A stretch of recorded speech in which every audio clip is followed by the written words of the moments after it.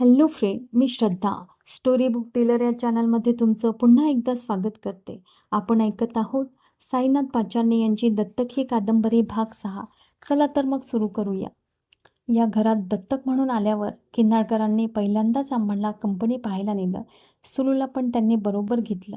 तिघेही रिक्षा करूनच कंपनीत गेलो. किसान गल्लीपासून रिक्षाला बराच वेळ कंपनीत पोहोचायला लागला. कंपनी बरीच लांब होती, पण मला कंपनीची जागा खूपच आवडली. एका डोंगराच्या उतारावर कंपनीचे शेड होतं. समोर आणि आजूबाजूला खूपच ऐसपैस जागा होती.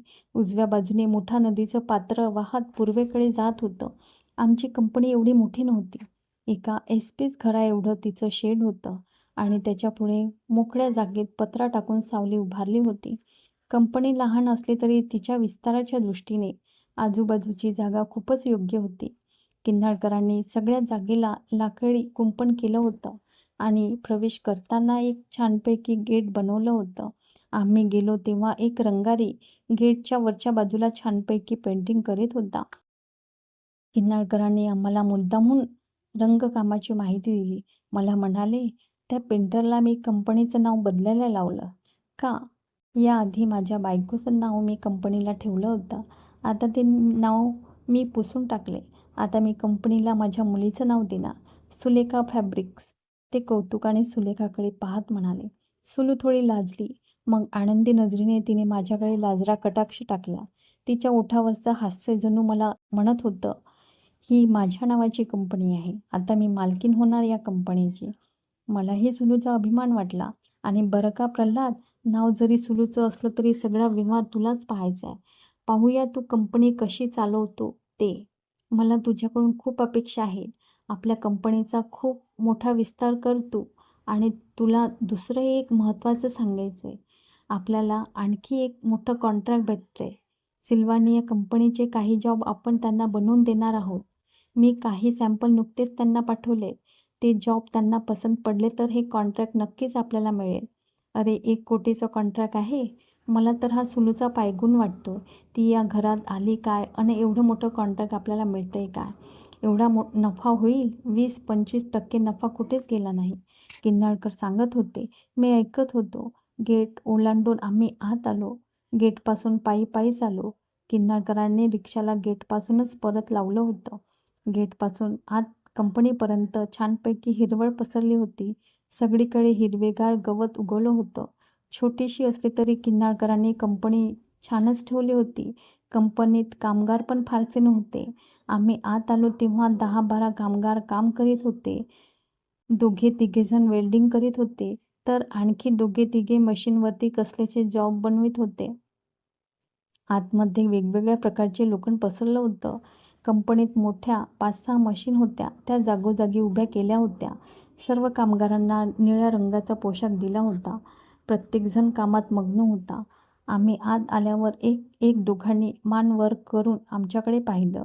बाकी कुणाचं लक्षही आमच्याकडे नव्हतं. कामगार खरोखरच प्रामाणिक वाटत होते. किन्नाळकर आम्हाला म्हणाले, पोरांनो, ही आपली छोटीशी कंपनी. खरं म्हणजे याला वर्कशॉप म्हणतात, पण मी आपलं कंपनीच म्हणतो. खोटं कशाला सांगू, पण कंपनी म्हटल्यावर मला मोठा उद्योगपती असल्याचा भास होतो. वाटतं आपण खरोखरच मोठे कारखानदार आहोत. किन्नाळकर मनातलं बोलत होते. आणि हे कामगार जास्त नाहीत, 10-12च आहेत, पण अतिशय प्रामाणिक आणि विश्वासू आहेत. गेली 4-5 वर्षे आम्ही सगळे एकत्रच काम करतो. यामुळे आमच्यात खूप एकोपा आणि मैत्री निर्माण झाली. मालक आणि नोकर असा भेदभाव आम्ही ठेवलाच नाही. इतकं मी त्यांना प्रेमाने सांभाळतो. आता आम्हाला एकमेकांचा इतका लळा लागलाय की एकमेकांशिवाय करमतच नाही. आमचं सगळ्याचं एकच उद्दिष्ट आहे, प्रोडक्शन दर्जेदार आणि जास्तीत जास्त काढायचं. तिथे मात्र कोणतीच तडजोड नाही.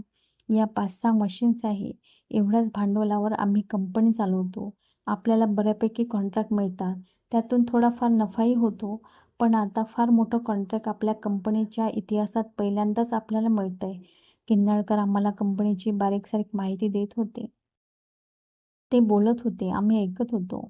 सुलूला येथे येऊन महिना झाला होता, पण ती सुद्धा पहिल्यांदाच कंपनी पाहायला येत होती. त्यामुळे किन्नाळकर भरभरून बोलत होते. बोलत बोलत आम्ही त्यांच्या केबिनपर्यंत आलो. केबिन म्हणजे अगदी झगझगीत आणि देखणी होती असं नाही, फक्त प्लायवूडचा आडोसा उभारून त्यांनी वेगळे पार्टिशन केले होते इतकेच. आतमध्ये 2 तरुण ऑफिस काम पाहत होते. दोघांपुढे 2 कॉम्प्युटर होते. त्याच्याच पलीकडे किन्नाळकरांची बसण्याची खुर्ची आणि टेबल होते. टेबल खुर्ची मात्र छानच होते. किन्नाळकरांनी आम्हाला तिथेच बसायला सांगितले. खुर्चीत बसून मी किन्नाळकरांचं केबिन पाहत होतो. आत फर्निचर मात्र बऱ्यापैकी होतं. केबिनमध्ये 2 फोटो होते. एक फोटो कोणीतरी इंग्रज अधिकाऱ्याचा वाटत होता आणि एक फोटो कोणीतरी देखण्या बाईचा वाटत होता. मी किन्नाळकरांना विचारलं, हे फोटो कुणाचे आहेत? तसं किन्नाळकरांनी एकदा दोन्ही फोटोकडे पाहिलं अन् गालात हसत म्हणाले, ती फोटोतली स्त्री माझी बायको होती. तुमची आई म्हणा. तिच्या तरुणपणातला तो फोटो आहे. किन्नाळकर अभिमानाने सांगत होते. फोटोतली स्त्री खरोखरच देखणी होती. तिच्या अंगावरून सौंदर्य ओसंडून वाहत होते. आता कुठे आहेत त्या? सुलूने विचारलं. मेली ती. लग्नानंतर आम्ही सिमल्याला गेलो होतो. तेथे हौसेनं मी तिला घोड्यावर बसण्याचा आग्रह केला. ती नको म्हणत होती तरी मी तिला बळच बसवलं. मग काय झालं कुणास ठाऊक. तो घोडा कशाला तरी बिचकला आणि जे उधळला अगदी वाऱ्यागत धावत सुटला. त्यातच ही घोड्यावरून आपटली. जाग्यावरच मेली. 1 महिन्याचाच मला तिचा सहवास लावला. गेली कायमची. किन्नाळकरांच्या जुन्या आठवणी जाग्या झाल्या.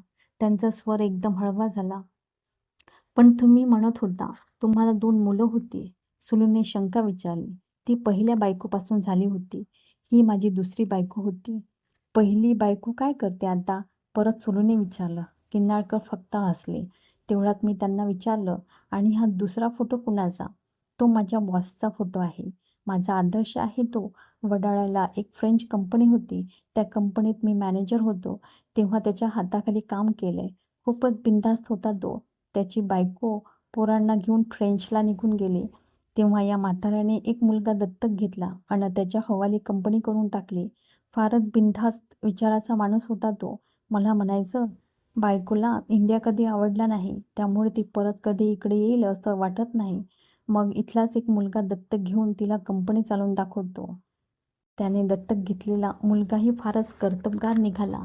आता मोठा उद्योगपती झालाय तो. म्हणूनच तुम्ही आम्हाला दत्तक घेतलंय का? मी हसत हसत म्हणालो. किन्नाळकरही हसले व म्हणाले, तो बॉस माझा आदर्श आहे. आम्ही कंपनी पाहायला आलो म्हणून किन्नाळकरांनी सगळ्या कामगारांना पार्टी दिली. आधी सगळ्यांना हाक मारून त्यांनी जवळ बोलवलं. त्यांना काम थांबवायला सांगितलं. सगळे कामगार हातातलं काम थांबवून आमच्या जवळ आले. आमच्या भोवती त्यांनी गर्दी केली. सगळेजण आमच्याकडे कौतुकाने पाहू लागले. किन्नाळकरांनी सगळ्या कामगारांना आमची ओळख घालून दिली होती. म्हणाले, हा प्रल्हाद माझा मुलगा, तुमचे नवीन मालक. आजपासून ही कंपनी मी त्याच्याच ताब्यात देतोय. सर्वांनी त्याच्या आदेशानुसार काम करा. मला जसं सहकार्य दिलं तसंच सहकार्य त्यालाही द्या. लहान आहे तो अजून, पण त्याला चांगली समज आहे. सर्व कामगारांनी माझ्या हातात हात मिळवला. त्या निमित्ताने परत एकदा मला पाहून घेतलं. त्या कामगारांमध्ये सावंत होता, घोरपडे होता, डिसूजा होता. किन्नाळकरांनी मला एकेकाची ओळख घालून दिली. मग किन्नाळकरांनी सर्व कामगारांना सुलूची पण ओळख घालून दिली. आणि आपण आजपासून कंपनीला जिचं नाव देतो ते ही सुलेखा, माझी मुलगी. सर्वांनी सुलूकडे पाहिलं. सुलू मान खाली घालून बसली होती. छतावरच्या पंख्याने तिची ओढणी वाऱ्यावर फडफडत होती आणि ती सावरण्यात सुलूची धडपड चालली होती. कामगारांना बहुधा किन्नाळकरांनी आम्हाला दत्तक घेतलं याची माहिती असावी. कारण सावंत नावाचा कामगार किन्नाळकरांना म्हणाला, तुम्ही फारच चांगली मुलं दत्तक घेतलीत मालक. किन्नाळकर हसले. म्हणाले, नशीब लागतं रे त्याला. आम्हाला मात्र तुमच्याकडून पार्टी पाहिजे बुवा. सावंतने आग्रहाने म्हणाला. ठीक आहे, देतो मी तुम्हाला पार्टी. काय हवंय बोला. किन्नाळकर पण उत्साहात होते. मग कंपनीतच पेढे मागवले, समोसे आणि कॉफी मागवली. कंपनी पाहून झाल्यावर किन्नाळकर आम्हाला म्हणाले, आता तुम्ही रिक्षा करून घरी जा. प्रल्हाद, तू सुलूला सोडून परत कंपनीत ये. मग ते आम्हाला कंपनीच्या गेटपर्यंत सोडवायला आले. चालता चालता आम्हाला अभिमानाने म्हणाले, आवडली का तुम्हाला कंपनी? छान आहे, मी म्हणालो. आणि तुला ग सुलू? किन्नाळकरांनी सुलूला विचारतात तशी ती फणकाराने म्हणाली, परत मला कंपनीत आणू नका. मला नाही आवडले इथलं वातावरण. तिच्या बोलण्याने किन्नाळकर नाराज झाले, पण काही बोलले नाही. आम्हाला रिक्षात बसून दिल्यावर ते परत माघारी वळले. आमची रिक्षा किसान गल्लीकडे धावू लागली. सुलू रिक्षात मला अगदी खेटून बसली. मी तिला रस्त्याने जाताना विचारलं, तू बाबांना नाराज का केलंस? काय केलं मी? बाबांना असं का म्हणालीस मला कंपनी आवडली नाही म्हणून? मग याला काही कंपनी म्हणायची? एक साधं दुकान मांडावं असा कंपनीचा प्रपंच आणि तो थेरडा बढाया काय मारतोय म्हणे माझी कंपनी. यापेक्षा पाण्याची टपरी तरी मोठी असते. सुलू अगदीच तुच्छतेने म्हणाली. मला तिचं नवल वाटलं. सुलूच्या विचित्र स्वभावाचं आश्चर्य वाटलं. ती कशी काय एवढी फळकट तोंडाने बोलू शकते? मनात तिच्याविषयी राग पण आला, पण मी स्वतःला सावरलं, गप्प बसलो. नंतर सगळ्या रस्त्याने आम्ही गप्पच होतो. मला सुलूच्या विचित्र स्वभावाची ओळख होऊ लागली होती. ती अजूनही किन्नाळकरांना आपले वडील मानत नव्हती. एकसारखी त्यांचा उल्लेख थेरडा म्हणूनच करीत होती. किन्नाळकरांविषयी तिला एवढा राग का होता समजत नाही. दुपारचे 3-4 तरी वाजले असतील. बाहेर ऊन जरा कडकच वाटत होतं. रिक्षा किसान गल्लीकडे धावत होती. उन्हाच्या गरम झळा अंगावर येत होत्या. सुलू मला अजूनही खेटून बसली होती. हवेच्या झळांनी बहुधा तिच्या डोळ्यावर झोप आली असावी. थोड्या वेळाने ती खरोखरच पेंगू लागली. नंतर माझ्या खांद्यावर मान टाकून ती झोपली सुद्धा. एका ठिकाणी रिक्षाला गचका बसला तशी तिची झोपमोड झाली. मग ताठ होत ती सावरून बसली. झोप आली का तुला? मी सुलूला विचारलं. तिने मान वळवून माझ्याकडे पाहिलं आणि नाही म्हणून मान हलवली. मी तिला समजावून सांगावं म्हणून म्हणालो, सुलू तू खूपच विचित्र वागतेस.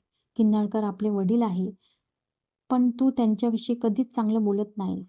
आपण नाही त्यांचा आदर ठेवायचा तर कोण ठेवणार? तू सतत त्यांचा राग करतेस काय? वाटत ते तसं त्यांच्याविषयी तुला काय बोलतेस काय? किती हौसेने त्यांनी कंपनीला तुझं नाव दिलंय. सुलू परत तुच्छतेने नाक उडवीत म्हणाली. तिला काहीतरी तिखट बोलायचं होतं, पण तिने ते टाळलं. रिक्षा धावत होती. मी बाहेर नजर टाकून शहरातलं सौंदर्य पाहत होतो, पण मनात सुलूचेच विचार येत होते. मला परवाचा प्रसंग आठवला. आमच्या तिघांचा स्वयंपाक एकट्या सुलूला करावा लागत होता. धुणी भांडी ही तिलाच बघावी लागत होती. म्हणून किन्नाळकर तिला म्हणाले होते, आपण घरात स्वयंपाक आणि धुण्या भांड्यासाठी एखादी बाई ठेवू. तर सुलू किती फणकाराने म्हणाली होती, आता एक ठेवली ना घरात, दुसरी कशाला घेऊन येताय आणखी? सुलूने स्वतःचा उल्लेख स्वयंपाकीण म्हणून केला होता. अगदी तुच्छतेने ती बोलून गेली. तिच्या बोलण्याने मी चकित झालो. किन्नाळकर सुद्धा चमकले. पुढे ते काही बोलले नाहीत, पण त्यांच्या चेहऱ्यावरची नाराजी मात्र लपून राहिली नाही. मला कधी कधी नवल वाटतं, किन्नाळकरांनी अशा मुलीला दत्तक घेतलीच कशी? एकदा मी त्यांना तसं विचारलंही, तर किन्नाळकर हसत म्हणाले, कोणत्याही व्यक्तीविषयी आपण लगेच मनात ग्रह करून घ्यायचा नसतो. सुलू अशी का वागते मला माहीत नाही, पण तिच्या वागण्याकडे आपण लक्षही द्यायचं नाही. तशी ती फार चांगली मुलगी आहे, पण अजून लहान आहे, म्हणून विक्षिप्त वागते एवढेच. कोण म्हणतं ती लहान आहे? चांगली थोराड दिसते ती. तर किन्नाळकर म्हणाले, तुला ती थोराड दिसते, पण माझ्या नजरेतून तुम्ही दोघेही अजून लहान आहात. पण ती किती विचित्र वागते, मी तक्रारीच्या सुरात म्हणालो. तरी किन्नाळकरांनी तो विषय हसण्यावर नेला होता. मला त्यांचं नवल वाटतं. अशा प्रसंगी सुद्धा हा माणूस किती सहजपणे वागतो. त्यांना काहीच कसं वाटत नाही. तेव्हा किन्नाळकरांनी मला सुलूच्या स्वभावाविषयी आणखी एक हकीकत सांगितली होती. ते म्हणाले होते, तुला ठाऊक नाही, पण जेव्हा मी तुला दत्तक घेण्याविषयी सुलूकडे विषय काढला, तेव्हा ती म्हणाली होती की घरात त्याला आणलं तरी मी त्याच्याशी कोणतेही नातं लावणार नाही. तो माझा कुणी नसणार आहे, लक्षात ठेवा. म्हणजे सुलू मला भाऊ मानित नाही. मग कधी-कधी एवढी प्रेमाने ती माझ्याशी कशी काय वागते? अधूनमधून त्यांचा बाबा म्हणून उल्लेख करतेच ना. सुलूच्या स्वभावाबद्दल मला काही कळत नाही. फारच विचित्र मुलगी आहे ती. आत्ताही रिक्षातून उतरल्यावर घराकडे जाताना तिने आधारासाठी माझा हात धरला. हाताला धरूनच ती घराकडे चालू लागली. खरंच माझ्या लेकी सुलू म्हणजे एक मोठं कोडच होती. चला तर आता इथेच थांबूया. भेटूया उद्याच्या भागात. तोपर्यंत नमस्कार.